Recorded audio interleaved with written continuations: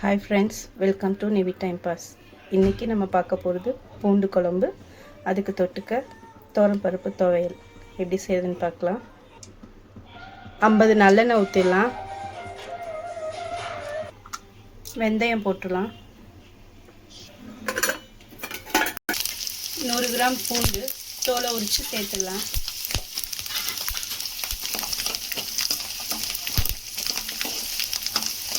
இந்த குழம்புக்கு முக்கியமாக தேவை நல்லெண்ணெய், சின்ன வெங்காயம்.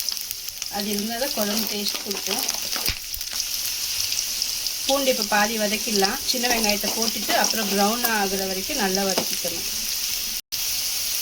4 பச்சை மிளகா, சின்ன வெங்காயம், கருவேப்பிலையும் போட்டுடலாம்.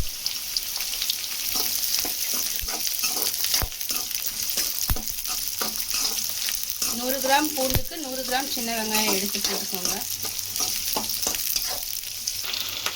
பூண்டு கொஞ்சம் ப்ரௌன் ஆகிடுச்சு, வெங்காயம் கண்ணாடி பதம் வந்துருச்சு. இந்த ஸ்டேஜில் 2 தக்காளி போட்டுடலாம்.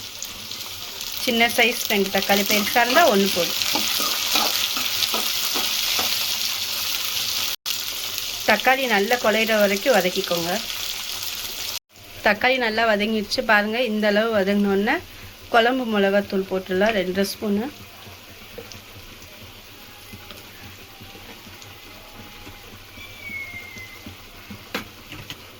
தேவையான அளவு உப்பு.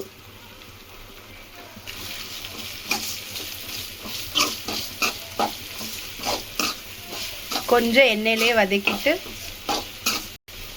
அடுத்து நான் ஒரு எலுமிச்சம்பழம் அளவு புளியை ஊற போட்டு கரைச்சி எடுத்துருக்கேன், அதை ஊற்றிடுறேன்.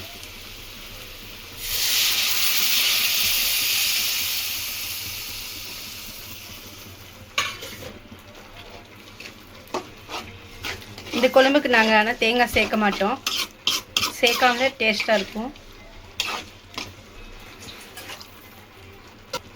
நீங்கள் இது கூட தேங்காய் சேர்க்கணும்னு நினச்சிங்கன்னா தேங்காய், 4 பல் பூண்டு, ஒரு 4 சின்ன வெங்காயம் அரைச்சி இது கூட சேர்த்துக்கோங்க. நாங்கள் சேர்க்கலான்னா நல்லா கொதித்து வந்தோன்னே ஸ்டவ்வை சிம்மில் போட்டுடணும். இப்போ இது நல்லா கொதித்து எண்ணெய் தனியாக குழம்பு தனியாக பிரிஞ்சு வந்துருச்சுன்னா குழம்பு ரெடி. இந்த குழம்பு 10 நிமிஷத்தில் வச்சிடலாம். இந்த ஸ்டேஜில் ஸ்டவ்வை லோ ஃப்ளேமில் வச்சிடலாம்.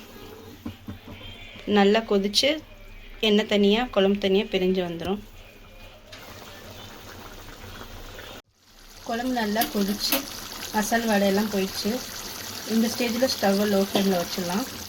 இப்போ எண்ணெய் தனியாக குழம்பு தனியாக பிரிஞ்சு வந்தோடனே ஸ்டவ் ஆஃப் பண்ணிடலாம். குழம்பு ரெடி ஆயிடுச்சு. அடுத்து பருப்பு துவையல் எப்படி செய்கிறதுன்னு பார்த்துடலாம். 50 பருப்பு எடுத்து கடாயில் எண்ணெய் ஊற்றலை, அப்படியே வறுத்துடலாம்.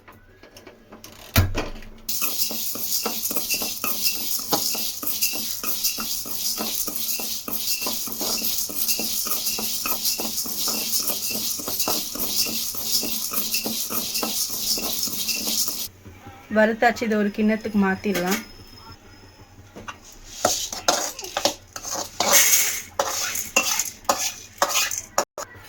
இதை கொஞ்சம் ஆற வச்சுருவோம்.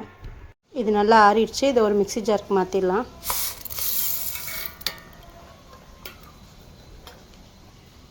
ஒரு கைப்பிடி தேங்காய், 4 பல் பூண்டு, 8 காஞ்ச மிளகாய், இது கூட தேவையான அளவு உப்பு போட்டுடலாம்.